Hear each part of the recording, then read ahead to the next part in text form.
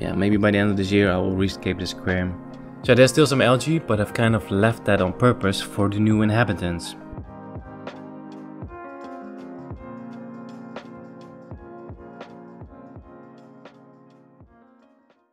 What's up everybody, welcome to another video.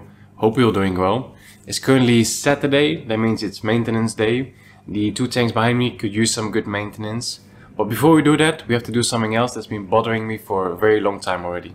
So on this side of the house we have on the left my 70-liter Scapers tank, and next to that we have the 35-liter Scapers tank. Now I really love this Scapers tank series from Dennerle, but there's one issue, and that is that they don't come with matching cabinets. So for the 70-liter I'm using a IKEA cabinet. This is the IKEA Besta, and for the 35-liter cabinet that I made myself. But as you can already see, like, it just looks messy. Like, there's cables everywhere, there's air tubes, CO2 tubes everywhere.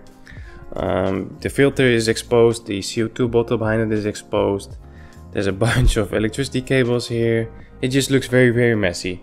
So that's been bothering me for a long time, but today we're gonna fix that. Now on this side of the room the lights are still off, but I want to show you guys the big shallow and the cabinet that I'm using for that one, because I really like these cabinets. This is a cabinet from Jewel. I believe this one is for the Jewel Rio 350, I believe. It's 120 by 50 by, I think it's 80 high. And it has these 3 compartments with push to open doors, really nice. CO2 system on the right side. My outer doser on the right side. In the middle we have some random crap. This is food, my test kit, and on the bottom there's some fertilizers. And on the left side we have my water filter and the CO2 reactor. So I really like these cabinets. I mean, it's black, it's perfect, it suits the house, and they're nicely finished. They're good quality, they're quite sturdy, and they're very cheap as well. So of course I went ahead and bought one more.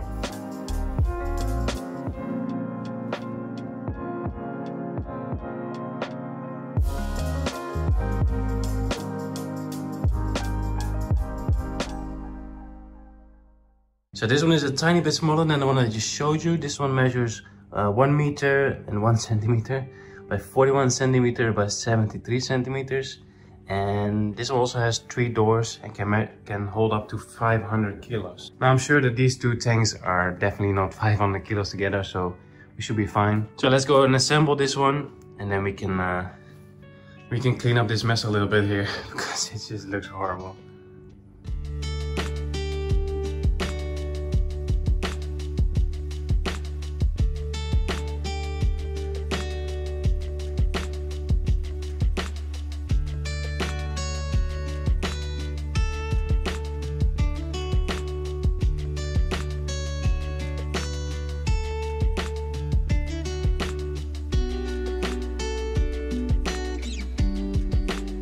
Alright, it's starting to look like something. As it turns out, if you use the manual, it actually goes a lot quicker. I remember when I set up the same cabinet for the big shallow, I did not use the manual. I thought, no, I don't need a manual, I can do this. But it actually took me a lot longer. So the only thing left to do is to put in the 3 doors and a little shelf in the middle here. And then we're basically done. We have to see if it's more noisy, because right now the cabinet on the left is closed, you know, and there's the Oase Thermo 300. So I'm curious about the noise levels with this open cabinet.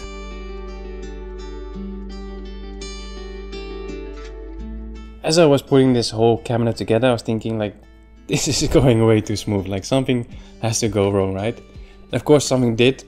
While I was putting in the doors, I finished, and then the one on the left didn't close properly. It was hitting this side here. I thought all 3 doors were identical, but actually there's the two on each side have the same hinges, but the one in the middle has a different set of hinges. So I had to rearrange them again, and something else went wrong. This panel right here, I actually had it upside down. I don't know how I managed to do that, but yeah. Anyway, right now we are all done. So I guess it's time to drain the tanks and move them over.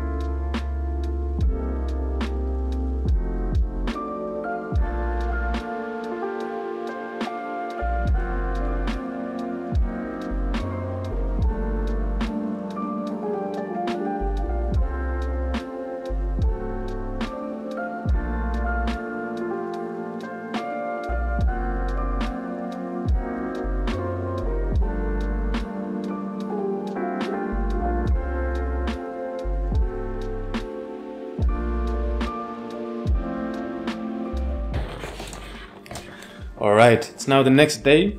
Yesterday we finished filling up the tanks and reinstalling the filters and the CO2 systems. I filmed that part as well, but it's basically just 1 hour of my back facing the camera and my butt facing the camera, so it's not really that interesting. Let me just show you guys the end result. I'm really happy with how this turned out. I think it looks so much better, so much cleaner. I'll do a little before to show you guys. So that was before, and this is after. I think it's definitely a nice improvement. Added a nice houseplant on the side as well. Well, if anyone has a nice suggestion for a houseplant that can go with cats, please let me know in the comments. This one is looking okay, but one of our cats just keeps biting it, keeps chewing on this plant, so it's not really in the best condition. So if anyone has a nice suggestion, let me know. Alright, so let's take a little look inside of the cabinets. So over here on the left side, we have everything for the 70-liter Scapers tank. So we have the Oase Filter Smart 300 Thermo. Besides that, we have the CO2 system. This is a 2 kg pressurized bottle with an F-zone regulator. Really good piece of kit. And then the power cord, the extension cord, I've mounted that to the side panel there. And the CO2 system is plugged into a smart socket. So that is the left side. In the middle, we have my new fertilizers. So on a little side note, I have a new collaboration with Masterline Fertilizers. This is a company from Romania. And some of my old-time viewers might remember my visits to Aquarium Design Shop. And the owner there was using Masterline fertilizers with great results. And then quite recently, my trip to Liquid Nature in Vienna. If you missed that video, I'll leave a link on the top of the screen. It's a beautiful aquascaping shop in Austria. They were also using Masterline fertilizers. So I was really intrigued to try it myself as well. So I reached out to them and they sent me a really nice selection of their great fertilizers. So I'll be testing them out for the coming month. Really excited about this. I'll leave the website and the social media links from Masterline in the description. Then on the right side we have everything for the 35-liter Scapers tank. So we have here a JBL Crystal Profi E902. This is actually a very big filter and it's way too big for this aquarium. This aquarium is 35 liters and this filter does 900 liters per hour, so it's massively over filtered. But with the Aquario NEO Flow, I'm making it work.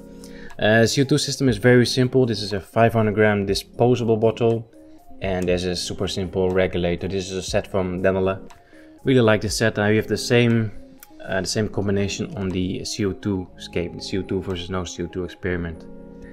So that is it. Really happy with the end result. It's looking much neater, much more tidy. The only thing I still have to do is get another power socket like this one right there and mount it on that side as well, because basically the power socket for this side is lying behind the filter. Still needs to be cleaned up and mounted to the wall. So that's something for the future. But yeah, I think that's it. But before we wrap up this video, let me give you guys a quick update on these two tanks. Let's start on the left with the 70-liter Scapers tank. So this one, about 5 weeks ago, I did a massive trimming session where I trimmed the moss all the way back, trimmed the stems all the way back and replanted the stems as well. It's growing back really nicely. Funny thing, after I did a trimming there, I also trimmed all the Bucephalandras. And I basically repositioned them a little bit. And since then they've been flowering like crazy. So over there's 2 flowers, there's one over there, it's about to pop. One more flower over there. On this side, there's one over there. So Bucephalandras are doing really well. And the moss has grown back nicely. And stem plants in the back also doing really good. Look at the color on that Rotala H'ra. Nice and reddish. The stem plants, I've actually trimmed them again 2 weeks ago, so this is still growing back. So in this aquarium I have a group of the tail spot cories, Corridoras hastates. I think there's about 20-25 of them in here, but they're a little bit shy and they're usually chilling amongst the stem plants in the back.